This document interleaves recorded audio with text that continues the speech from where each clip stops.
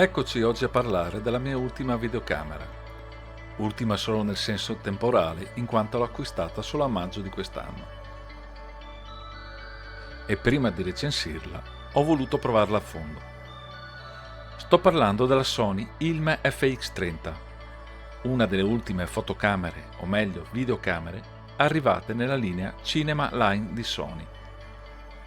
Una videocamera considerata entry level, ma con tutte le funzioni professional. A livello di recensione, su YouTube ne trovate moltissime, quindi dopo una descrizione generale vi spiegherò perché la mia scelta è caduta su questa macchina e perché la trovo molto valida per i video naturalistici.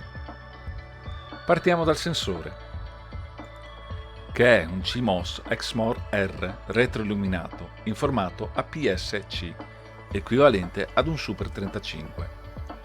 A differenza delle videocamere che vi ho presentato precedentemente, questa ha obiettivi intercambiabili. Qui ve la faccio vedere col 18-105 della Sony e successivamente con l'impugnatura XLR. L'attacco per l'obiettivo è di tipo E. È una videocamera leggera, con il peso di solo 646 grammi. Ovviamente stiamo parlando del solo corpo macchina. Ha nuove modalità di ripresa log per le produzioni video. Particolarmente utile la modalità log 3 a 14 stop. Ottimo l'autofocus, che risulta essere preciso e affidabile. Fornisce video puliti indipendentemente dalla frequenza dei fotogrammi o dalle impostazioni dell'immagine. Questo sembra ovvio, ma non lo è nel settore video, anche con le telecamere più moderne. Il punto di messa a fuoco per il video è a 495 punti e le modalità di messa a fuoco sono molte. Molto buono anche lo stabilizzatore d'immagine a 5 assi, con compensazione relazionata al tipo di obiettivo montato.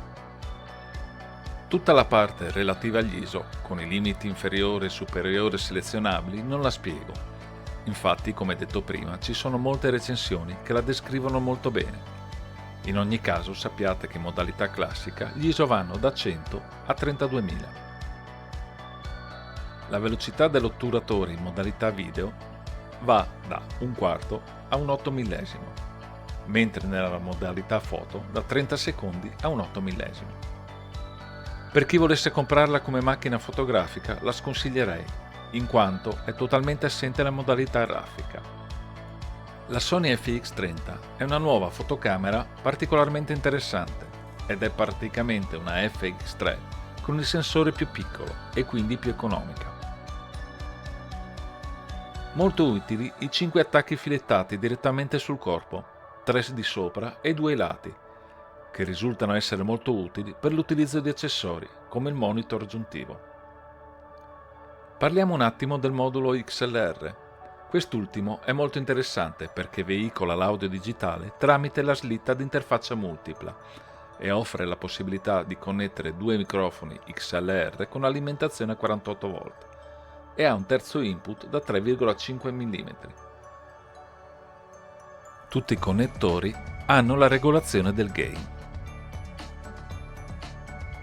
Tornando alla videocamera, ricordo che ha 6 pulsanti personalizzabili, anche se per il momento li ho tenuti con le funzioni di base. Oltre ai pulsanti numerati personalizzabili, sul retro troviamo il pulsante FN con il menu rapido e il pulsante play. Poi c'è un pad direzionale con 4 scorciatoie e un pulsante centrale.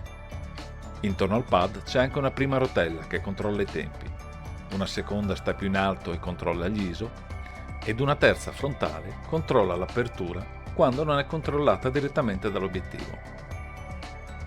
Il display, completamente articolato, è molto comodo ed ha la solita modalità Sunny Weather, che lo rende così luminoso da essere ben visibile anche di giorno. Purtroppo personalmente lo trovo piccolo e per avere chiara l'immagine che stiamo riprendendo consiglio un monitor aggiuntivo esterno, anche perché quando aperto i 2 sportellini che hanno l'in e l'out dell'audio da 3,5 mm e l'altro sportellino con l'USB-C e micro USB possono essere d'intralcio.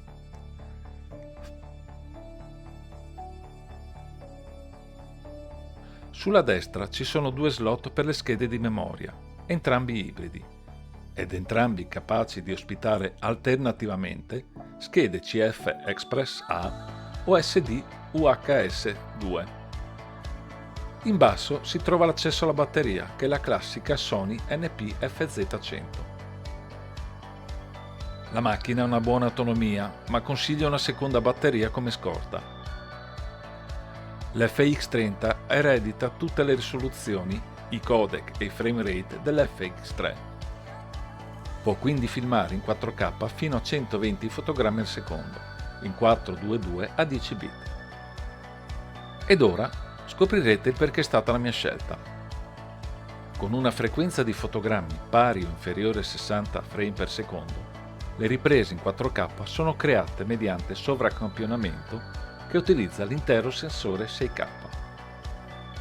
A 120 frame, tuttavia, l'immagine 4K viene tagliata dal sensore pixel per pixel, ottenendo un crop di 1,62 volte. Per chi come me fa molti video macro, questo taglio, che il più delle volte è un difetto, diventa un pregio, in quanto avremo un ulteriore ingrandimento senza alcuna perdita di qualità. E la stessa cosa funziona ovviamente con un teleobiettivo. Una differenza sostanziale dalla mia precedente videocamera, la X700 di cui vi ho parlato qui, è proprio lo slow motion. Infatti, come detto, la FX30 registra in 4K a 120 frame al secondo, a ciclo continuo, e nella modalità slow motion quick motion a 240 frame per secondo, ed impostando la base del video a 60 frame per secondo in post processing si può ulteriormente rallentare del 50%, senza alcun problema di visualizzazione.